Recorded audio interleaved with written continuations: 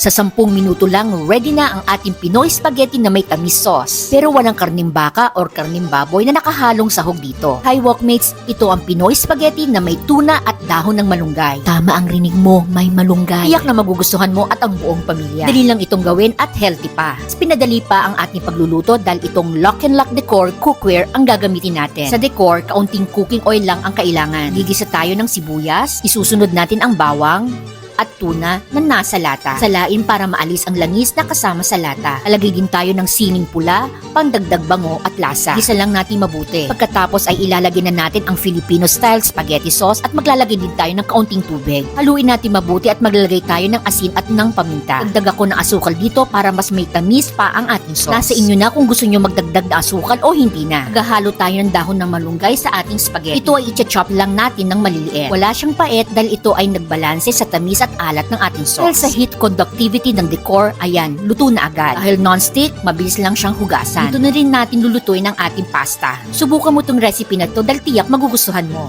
Serve and enjoy. See ya!